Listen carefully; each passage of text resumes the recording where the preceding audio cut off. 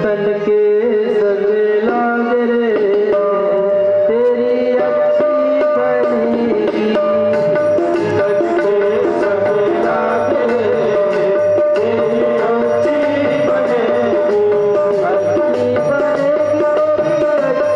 बनेगी। अच्छी बनेगी अच्छी बनेगी।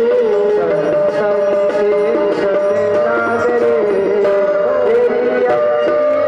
बनेगी।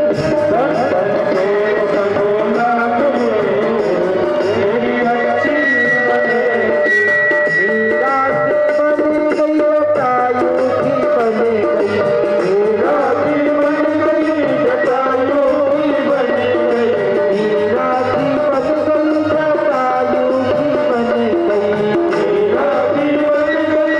जटायु की बन गई। मीरा की बन गई जटायु की बन गई। सबरी के खुले गए भाग रे तेरी अच्छी बनेगी।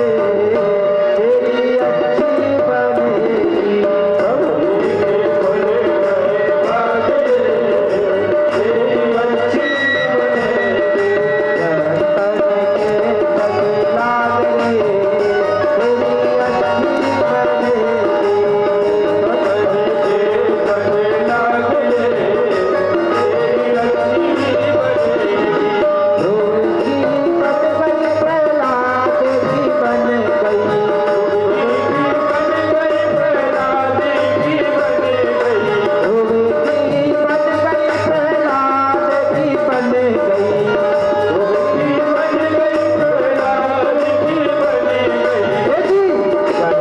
के खुले गए भाग रे तेरी अच्छी बनेगी। तन के संग लाग रे तेरी अच्छी बनेगी। तन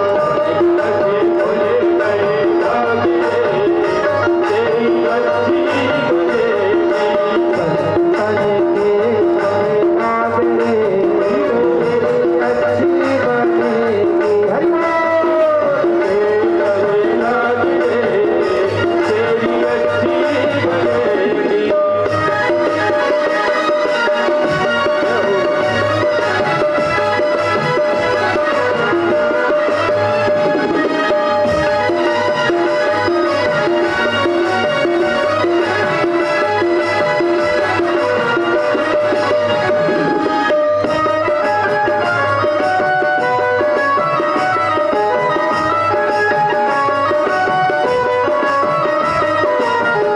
रे तेरी अच्छी बनेगी। कनिका के खुले गए भाग रे तेरी अच्छी बनेगी। तन के संग लाग रे तेरी अच्छी बनेगी। हरि बोल। संग लाग रे तेरी अच्छी बनेगी। तो महाराज इस तरह से गोकर्ण जी का सानिध्य गोकर्ण जी ने समझाया और संतों की संगति करके आज पंडित आत्मदेव शर्मा को परम गति प्राप्त हुई। लेकिन अब पिताजी चले गए तो धुंधकारी ने माँ का हाथ पकड़ा। माँ बताओ पिताजी कहाँ माल खजाना छुपा कर गए हैं। जल्दी खजाने की चाबी दे नहीं तो पूरी तरह मारूंगा। धुंधली ने सोचा निश्चित ये दुष्ट मुझे मारेगा। अर्धरात्रि में घर छोड़कर निकल गई। रास्ते में कूप दिखाई नहीं पड़ा। कुएं में गिर करके मर गई महाराज। और परम गति उसे तो प्राप्त नहीं हुई क्योंकि अंधकूप में गिरकर अंधेरे में गिरकर के उसे अच्छा संग प्राप्त नहीं हुआ धुंधली को। तो कूप में गिरकर उसकी मृत्यु हो गई। अब छोटे भैया गोकर्ण जी ने सोचा माता पिता तो चले गए, अब हमारी बारी है। इसलिए गोकर्ण जी महाराज बड़े भैया के पास गए। उन्हें समझा बुझा करके गोकर्ण जी भी तीर्थ यात्रा के लिए निकल गए। अब गोकर्ण तो चले गए। धुंधकारी पूरी तरह से आजाद हो गया। खूब चोरी करने लगा। वेश्याओं को घर में 4-4, 5-5 वेश्याओं को बुला करके घर में ही रख लिया उन्हें और खूब चोरी करके लाता उन वेश्याओं को देता। एक दिन तो एक राजा के यहाँ इतना धन चुरा करके लाया कि वेश्याओं ने कहा देखो इतनी संपत्ति लूट करके लाया है, अगर किसी दिन पकड़ा गया हमारा नाम बता बता दिया तो जेल की हवा खानी पड़ेगी। इसलिए सुनो, इसको मार के लगाओ ठिकाने और इसके धन का बंटवारा आपस में कर लेती हैं और इसको ठिकाने लगा दो। महाराज धुंधकारी को चारों वेश्याओं ने खूब शराब पिलाई और एक चारपाई से बांध दिया और जब ये चिल्लाने लगा तो जलता हुआ अंगार इसके मुख में डाल दिया और मुख में डालने से धुंधकारी की महाराज मृत्यु हो गई।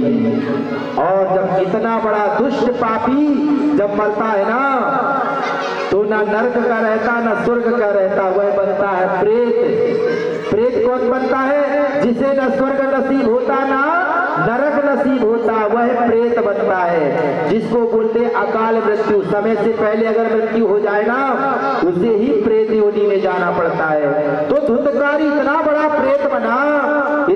प्रेत बना महाराज, प्रथम श्रेणी का प्रेत। जब गोकर्ण जी महाराज को पता चला कि माता पिता तो चले ही गए थे, हमारे बड़े भैया भी परलोक सिधार गए हैं, तो सीधा गया जी गए। गया जी ने तर्पण किया, पिंडदान किया, श्राद्ध किया। लौट करके गोकर्ण जी रात्रि में घर आए, घर का ताला तोड़ा, छोटा सा जगह को साफ करके सोचा उन्होंने रात्रि में विश्राम कर लेता हूँ, सुबह सफाई करूंगा। महाराज तो रात्रि में थोड़ी सी जगह गोकर्ण जी महाराज ने साफ करके आराम करना चाहा तो उनका जो भाई था वह तुरंत सामने आ गया। क्या बन करके? गधा बन करके सामने आ गया और गधा बन करके डराने लगा। गोकर्ण जी ने कहा, कौन हो तुम? बोल तो कुछ पाता नहीं। घोड़ा को गधे को देखते देखते हाथी बन गया, बकरा बन गया, अनेक रूप धारण करता है। गोकर्ण जी महाराज ने जल का अभिमंत्रित करके उसके ऊपर मारा और जैसे मारा तो क्या कहा, भैया मैं आपका छोटा भाई धुंधकारी हूँ, मैं प्रेत योनि में पड़ा हूँ, भैया मुझे इस प्रेत पीड़ा से मुक्त करो। गोकर्ण जी ने कहा, भैया जब हमें पता चला कि आप परलोक सिधार गए हो तो हम गया जी में जाकर के आपके नाम का पिंडदान करके आ गए। और गया जी में पिंडदान करने के बाद भी तुम्हें मुक्ति क्यों नहीं मिली? धुंधकारी कहता, महाराज मैं प्रथम श्रेणी का प्रेत हूँ, मेरे लिए एक पिंडदान तो क्या 1000 पिंडदान भी कर दोगे ना तो भी कुछ नहीं होने वाला है। तब क्या करूं? बोले इसका उपाय आप ही खोजो। गोकर्ण जी ने कहा, इस समय तुम चले जाओ, हमें परेशान न करो, कल हम तुम्हारी मुक्ति का मार्ग खोजेंगे। प्रातः काल हुआ, गोकर्ण जी ने स्नान किया, साधु संतों से पूछा लेकिन उससे कुछ बात बनी नहीं। अंत में सूर्य भगवान से प्रार्थना की और सूर्य भगवान ने कहा, श्रीमद् भागवता मुक्ति सप्ताह वाचनम कुरु।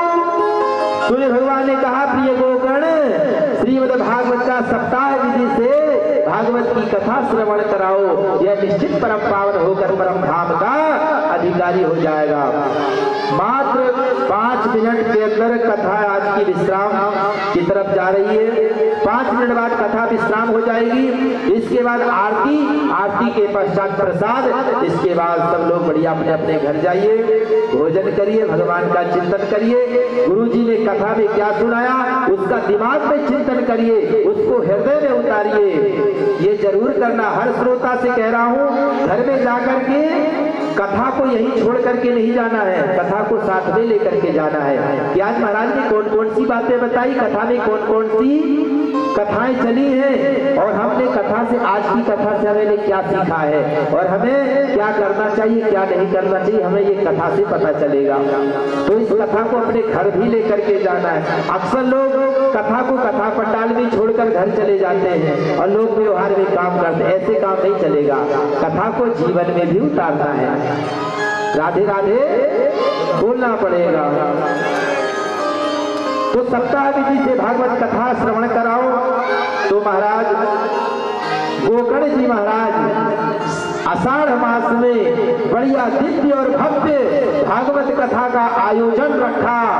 समस्त ग्रामवासी, समस्त क्षेत्रवासी सभी इकट्ठे हुए कथा सुनने के लिए। गोकर्ण जी महाराज व्यास जी स्पर्श शोभित हो गए और भागवत की कथा प्रारंभ हुई। और महाराज धुंधकारी एक बांस की 7 गठान वाले बांस में आकर के प्रविष्ट हो गया। पहले दिन की कथा समाप्त होते से एक ग्रंथि चटक गई, दूसरे दिन की कथा समाप्त होते से द्वितीय ग्रंथि, ऐसे करते करते 7वें दिन महाराज सातों की सातों ग्रंथि चटक गई।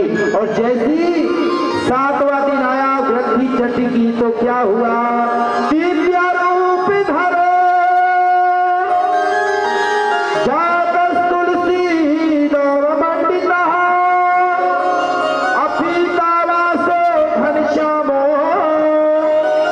मुकुट कुंडल वनमिता। महाराज प्रेत योनि का धुंधकारी 7 गांठ के बांस को फाड़ करके एक दिव्य रूप प्रकट हो गया। महाराज दिव्य रूप में परिणत हो गया। अब बताओ धुंधकारी को भला पापी कौन कहेगा? जो इतने बड़े पापी हम समझ रहे थे, उसे पापी भला कौन कहेगा? कोई कहेगा पापी जिसने भगवान की कथा श्रवण करके दिव्य रूप को प्राप्त कर लिया। गोकर्ण जी महाराज चौंके, और चौंके क्यों महाराज? दिव्य रूप तो धरा, साथ में विमान, भगवान के पार्षद विमान लेकर के प्रकट हो गए। गोकर्ण जी ने कहा भैया आप कौन हो? तब उन्होंने कहा बड़े हे भैया मैं आपका बड़ा भाई धुंधकारी हूँ। और धन्य है भागवत जी की महिमा कि भागवत कथा को श्रवण करके महाराज इतना बड़ा मैं प्रेत आज परम पावन हो करके आज मैं भगवत धाम को जा रहा हूँ। बोल भागवत महापुराण की। पार्षदों से गोकर्ण जी ने पूछा भैया कथा इतने सारे श्रोताओं ने सुनी तो विमान एक ही प्रकट क्यों हुआ? तो मालूम है क्या कहा? बोले महाराज श्रवणस्य विभेदेन फल भेदवत्र संस्थितः श्रवणम तु कृतं सर्वैः तथा मारणम कृतं मा। श्रवण करने में क्या है? भेद। किसी ने व्यवहार निभाने के लिए कथा में आया, कोई समय पास करने के लिए आया, किसी ने सोचा यार हमें ये लोग जानते हैं बहुत अच्छी तरह से, इनके घर में उठना बैठना नहीं जाएंगे तो इनको बुरा लगेगा, तो व्यवहार निभाने के लिए आए। लेकिन हर व्यक्ति कुछ ना कुछ भाव लेकर के आया। लेकिन अगर मोक्ष की भावना से किसी ने अगर कथा सुनी थी तो वो कथा धुंधकारी ने सुनी थी। महाराज सारे श्रोता उदास हो गए। धुंधकारी विमान पर बैठकर भगवत धाम को चला गया। गोकर्ण जी ने कहा चिंता ना करो, अब की बार श्रावण मास में फिर से हम भव्य और बृहद भागवत जी का आयोजन करेंगे। श्रावण का महीना आया और दिव्य बृहद भगवान की भागवत कथा का फिर से आयोजन रखा गया। महाराज अब की बार श्रोता इतने सतर्क थे महेंद्र भाई कि कथा छूट ना जाए, कथा छूट ना जाए, एक भी दिन का दिमाग यहाँ वहां थोड़ा सा भी भटक ना जाए, नहीं तो जीवन से कितना बड़ा धन चला जाएगा, कितना बड़ा हानि हो जाएगी। महाराज सारे श्रोता सावधान हो गए थे कि कथा को इतने मर्म होकर के परम कुशल होकर श्रवण कर रहे थे कि देह भान भी भूल गए थे। और महाराज अब की बार जैसी कथा समापन हुआ, विश्राम दिवस हुआ, तो जितने श्रोता थे उतने विमान प्रकट हो गए और सारे श्रोता विमान में अलग अलग विमानों में बैठ करके भगवत धाम को जा रहे हैं। बोल भागवत महापुराण की। निकुंज ने धीराजे घनश्याम राज